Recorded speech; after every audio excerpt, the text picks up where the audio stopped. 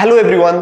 तो चलिए आज हम एक नई टॉपिक देखते हैं जो बहुत इंपॉर्टेंट है। देखिए, हमने देखा था कि जब फंडामेंटल राइट जिक्र कर रहे थे तो हमने जाना था जो आर्टिकल 32 है उससे हम लोग सुप्रीम कोर्ट डायरेक्ट जाते हैं अगर हमारा फंडामेंटल राइट वायलेट होता है तो जब मैंने वहां पे एक टर्म यूज किया था रीट। अब जानना है कि वो पूरी रीट की स्टोरी क्या है, कितने प्रकार के रीट होते हैं और रीट कैसे फाइल की जाती है और सुप्रीम कोर्ट किन किन चीजों पे रीट के ऊपर अपना जुरिडिक्शन दिखाता है, अपना पावर दिखाता है और फाइल करता है जो जिनके भी खिलाफ। तो एक चीज तो हम लोग जान लेते हैं यहाँ पे।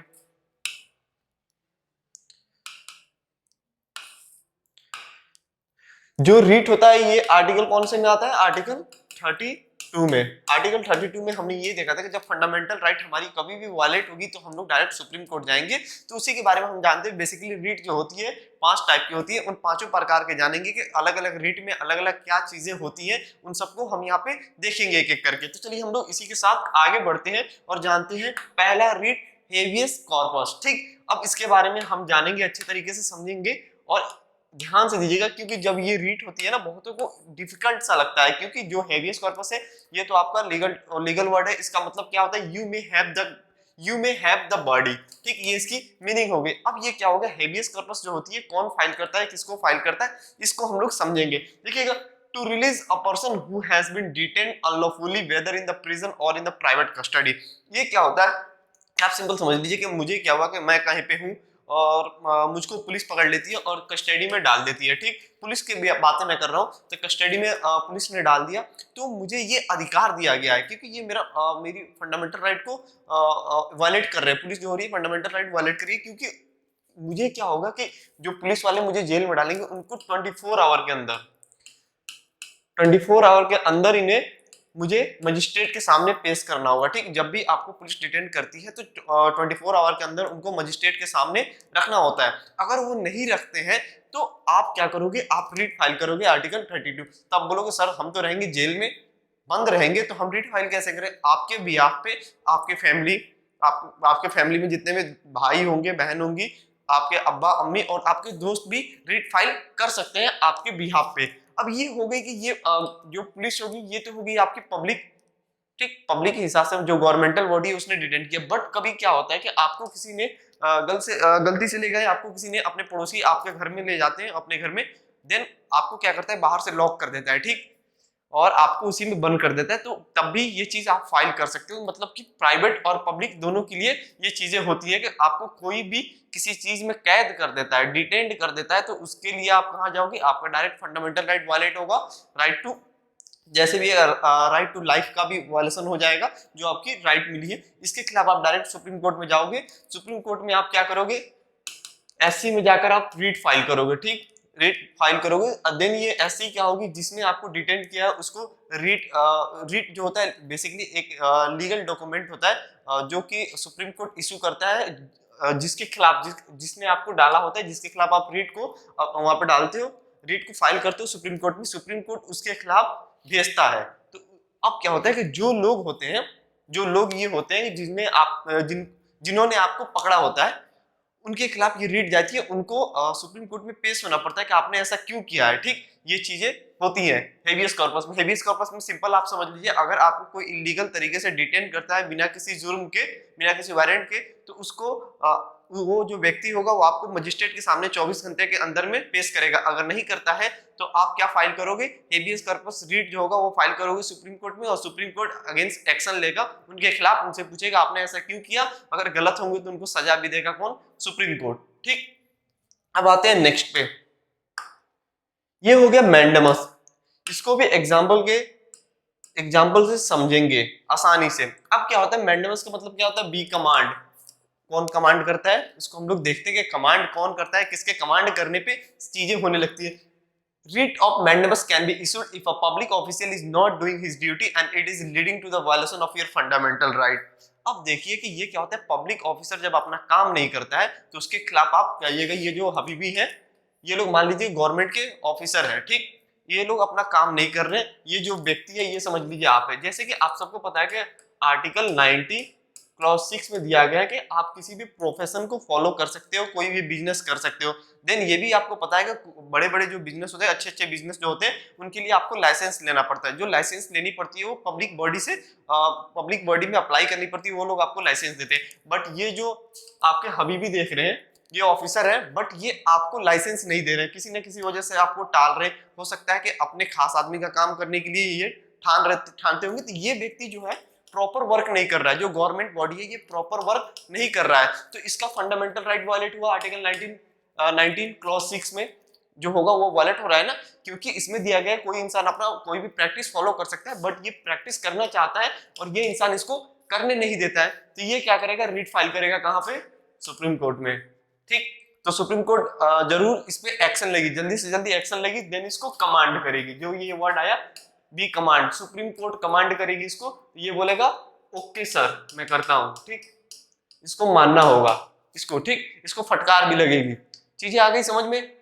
उम्मीद करता हूं कि समझ में आ गई होंगी। इसमें क्या होता है, जब कभी भी पब्लिक वर्कर आपके जो पोजीशन होती है, आपका जो बिजनेस होता है, प्रोफेशन होता है, उसमें रोकती है, अपना काम सही से नहीं करती है, उल्लंघन करती है, तो उस चीज में ये मैंडेमस लगता है। Mandamus can also be issued against any public body के लिए, कॉर्पोरेशन के लिए, एंड इंफीरियर कोर्ट और ट्रिब्यूनल और government for the same purpose.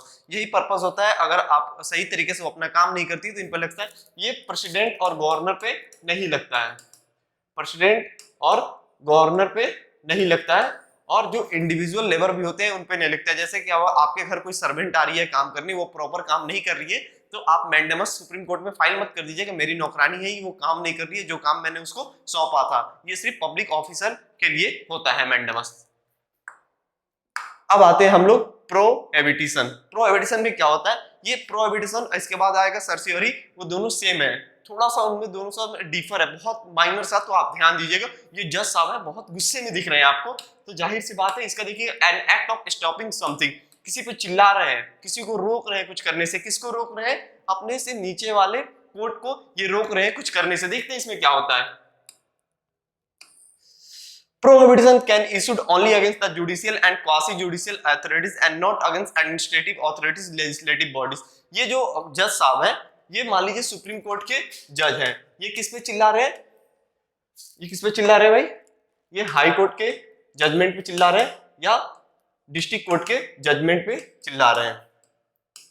ठीक, ये जज साहब, इसमें क्या होता है, प्रोहिबिशन में क्या होता है, अगर प्रोहिबिशन में कि जो जजमेंट ये लोग देते हैं, डिस्ट्रिक्ट कोर्ट और हाई कोर्ट, मतलब अपने से नीचे वाले कोर्ट पे ये चिल्लाते हैं, हाई कोर्ट डिस्ट्रिक्ट कोर्ट पे चिल्लाएगा, कोई जजमेंट देते हैं, बट वो जो चीजें जजमेंट जो पास करते हैं वो कहीं ना कहीं इनके ज्यूरिडिक्शन से बाहर है, या कुछ गलत इलीगल तरीके से वो लोग जजमेंट पास करते हैं। इन द प्रोसेस होता है ये जजमेंट। ठीक, जैसे सिंपल समझ लीजिए, मैंने कोई जुर्म किया है, ठीक, और मेरी एज क्या है, माइनर है मेरी एज, ठीक, और मेरा केस जाता है, मैंने मान लो किसी का खून कर दिया, तो मेरे नाम का जो केस होगा वो कहाँ गया, डिस्ट्रिक्ट कोर्ट में गया, और मैं माइनर हूँ, ठीक, मेरी उम्र क्या है, 14 साल मान लो, 14 ईयर्स है, ठीक।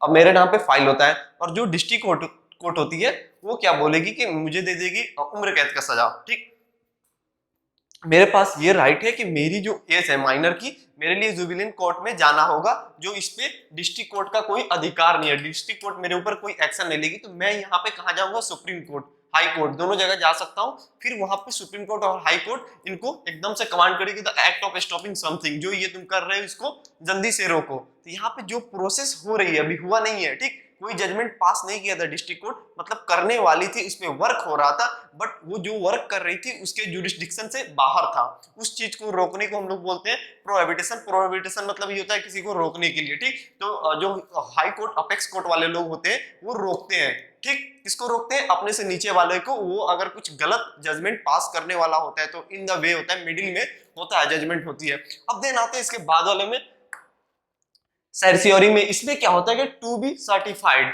एक सेकेंड, इसमें सिंपल समझ लीजिए, सेम कांड, मैंने क्या किया है, किसी का खून किया है, मेरी एज क्या है, 14 साल है, बट क्या होता है कि इसमें इसने जजमेंट पास कर दिया था कि इसको फांसी की सजा होगी, मुझे फांसी की सजा होगी, इसने जजमेंट पास कर दिया है। यहाँ पे जजमेंट पास हो गई है, वहां पे कोर्ट में मेरा ट्रायल चल रहा था, अभी जज साहब ने कुछ कहा नहीं था, बट मुझे समझ में आ गई थी प्रोहिबिटेशन में उसी में मुझे समझ में आ जाएगी कि जो डिस्ट्रिक्ट कोर्ट होता है उसको हक नहीं होता है माइनर के ऊपर कुछ करने का। ठीक, तो मैं यहाँ पे क्या होगा, जज साहब ने बोल दिया कि तुम्हें क्या होगी, तुम्हें हैंग किया जाएगा, तुमको फांसी होगी, तुम्हारी फांसी की सजा मान लीजिए 26 नवंबर को तुमको फांसी दी जाएगी और आज मान लीजिए 2 सितंबर है। ठीक, मेरी उल्टी गिनती शुरू, मैं डायरेक्ट कहाँ जाऊंगा, सुप्रीम कोर्ट और हाई कोर्ट। ठीक, उनसे बोलूंगा कि जो मैंने किया है और फांसी के लायक नहीं था या कुछ नहीं थी, मतलब जजमेंट आ जाने के बाद हम जाएंगे वहां पे। To quash the order already passed by an inferior court tribunal और क्वासी जुडिशियल अथॉरिटी। जब कोई जजमेंट पास हो जाए, पास होने के बाद हम किसी बड़े कोर्ट में जाएंगे, अपेक्स कोर्ट में जाएंगे, उस किसके थ्रू जाएंगे, सर्सियरी के थ्रू हम लोग जाएंगे, जो कि सर्टिफाइड हो चुका है, जो डिस्ट्रिक्ट कोर्ट से सर्टिफाइड हो चुका है, बट हम उससे खुश नहीं है, तब हम कहां पे जाएंगे, अपेक्स कोर्ट में, हाई कोर्ट और सुप्रीम कोर्ट में, क्योंकि रीट यही दो जगह फाइल होती है, आर्टिकल 32 के तहत सुप्रीम कोर्ट और आर्टिकल 226 के तहत हाई कोर्ट। ठीक, ये चीज याद रखना है। अगर जजमेंट चल रही है, ट्रायल में है और हमें पता चल गया कि इसकी ज्यूरिडिक्शन की नहीं है, जो इंफीरियर कोर्ट है, तो हम लोग कहां जाएंगे, प्रोहिबिशन के थ्रू सुप्रीम कोर्ट, जो ट्रायल में है। जब जजमेंट आ चुकी है बट हम उससे खुश नहीं है और हमें पता चल गया इसने जो जजमेंट दी है वो गलत है, तो हम डायरेक्ट कहां पे जाएंगे, वहां पे जाएंगे किसके थ्रू, सर्सियरी के थ्रू जाएंगे, सुप्रीम कोर्ट और हाई कोर्ट। अब आते हैं नेक्स्ट पे, फिफ्थ जो है को वारंटो।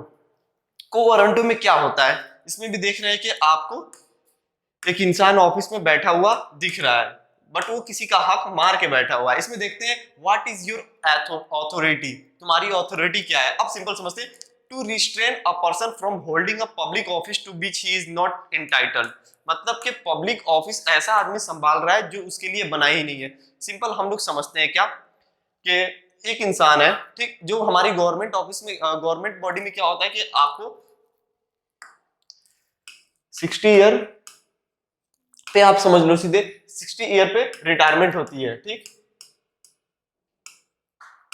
मतलब 60 साल की उम्र पे आपको रिटायर कर दिया जाता है। बट ये जो भाई साहब बैठे हुए हैं ऑफिस में, इनकी एज होती है 64 ईयर। ठीक, इनकी एज होती है क्या, 64 ईयर। हो सकता है कि इनकी जो बैकग्राउंड है, ये गवर्नमेंटल बॉडी से इनकी बैकग्राउंड अच्छी है, चाहे ये रिच मैन है, पब्लिक पैसा इनके पास है घूस वगैरह देने के लिए, तो इसमें क्या होता है कि इन्होंने उनको घूस दे दिया। ठीक, कि मेरी जॉब लगवा दीजिए, भले मेरी एज ज्यादा है तो क्या है, बट मेरा एज जो था, मेरा एज मान लीजिए 50 ईयर था, 50 साल था, मैं इस जॉब के लिए सही था, बट इन्होंने किसको चुना, 64 एज के लिए, 64 ईयर के लिए। तो मैं जब मेरा यहाँ पे वायलेशन होगा, जो फंडामेंटल राइट वायलेट होता है, तो मैं डायरेक्ट कहाँ जाऊंगा, को वारंटो फाइल करके सुप्रीम कोर्ट और हाई कोर्ट जाऊंगा। को वारंटो का मतलब यही होता है कि पब्लिक में, ये सिर्फ गवर्नमेंटल जॉब में होगी। ठीक, प्राइवेट जॉब में नहीं है। प्राइवेट जॉब में तो जो मालिक चाहेगा, बॉस जिसको चाहता है उसी को देता है। ये गवर्नमेंटल जॉब में है। अगर जॉब की जो क्वालिफिकेशन है मेरी है, मतलब 60 ईयर से कम वालों की, बट ये जॉब किसके पास है, 64 ईयर से ज्यादा वालों की, तो हम उस पर केस फाइल करेंगे, किसके थ्रू, को वारंटो के थ्रू हम लोग रिट फाइल करेंगे। आई बात समझ में। एक और एग्जांपल इसका देखते हैं, सिंपल, कि मान लीजिए कि अभी को कोई गवर्नमेंट है, उसने कुछ वैकेंसियां निकाली। ठीक, वैकेंसी निकाली, उसमें क्या था कि उसमें समझ लीजिए सिंपल को 2-4 सीटें थी, हम लोग उसमें फाइल कर सकते थे।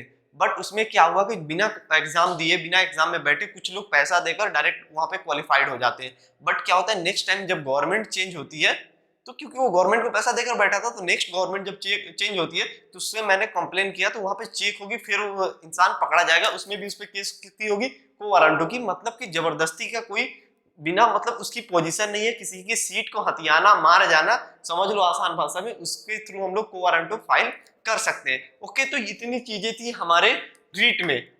होप आपको पांचों रीट समझ में आया होगा। तो यहीं पे हमारा रीट का टॉपिक होता है एंड। तो चलिए हम लोग फिर मिलेंगे एक नए टॉपिक के साथ नए वीडियो में। Okay, thank you.